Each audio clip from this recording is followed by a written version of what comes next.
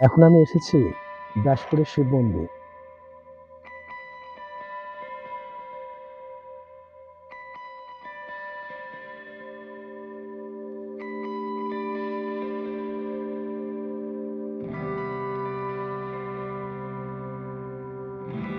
ব্যাসপুর শিব মন্দির মুর্শিদাবাদ জেলার কাশিমবাজারে ব্যাসপুরে অবস্থিত একটি বিখ্যাত শিব মন্দির, যার নাম ব্যাসপুর শিব মন্দির।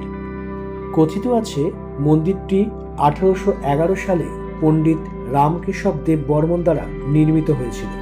অনেকে বলে মন্দিরটি নাটোরের রানী ভবানী কর্তৃক বরানগর মন্দির থেকে অনুপ্রাণিত। তবে রক্ষণাবেক্ষণের অভাবে মন্দিরটি ধীরে ধীরে জরাজীর্ণ হয়ে পড়ে। লালগোলায় রায়বাহাদুর মহারাজ যোগীন্দ্র নারায়ণ রায় 1918 সালে এই মন্দিরটি সংস্কার করেন।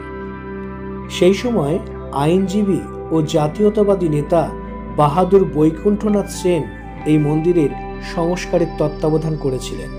তারপর এই মন্দিরটি 1995 সালে আবার সংস্কার করা হয়।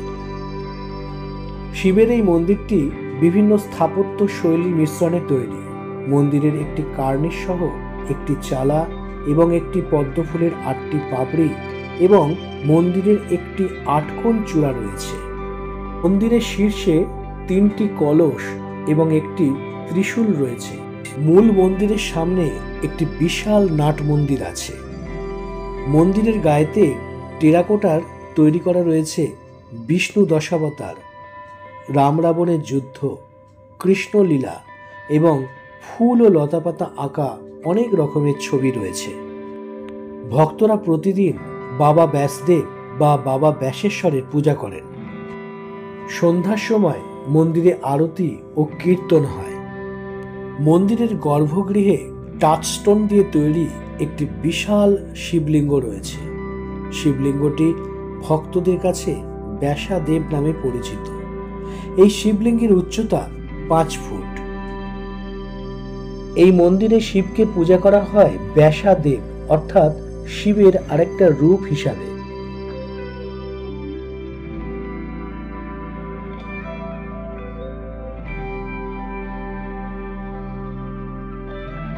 ব্যাসপুর শিব মন্দির আপনি কিভাবে আসবেন সেটা এবার বলি। কলকাতা থেকে মুর্শিদাবাদগামী অনেক বাস আসে। সেই বাসে করে আপনি বহরমপুর বাস স্টপেজে নামবেন এবং সেখান থেকে টোটো করে আপনি ব্যাসপুর শিব মন্দির আসতে পারেন, অথবা কলকাতা স্টেশন থেকে হাজারদুয়ারি এক্সপ্রেস করে আপনি মুর্শিদাবাদ নামুন কিংবা বহরমপুর নামুন। সেখান থেকে আপনি টোটো করে এই মন্দিরে পৌঁছে যাবেন।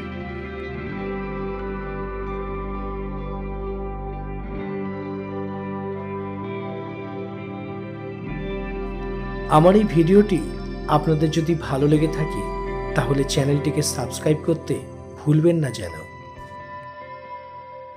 এর পরের ভিডিওতে আমি বহরমপুরের আরও কিছু দর্শনীয় স্থান আপনাদের সামনে তুলে ধরার চেষ্টা করব।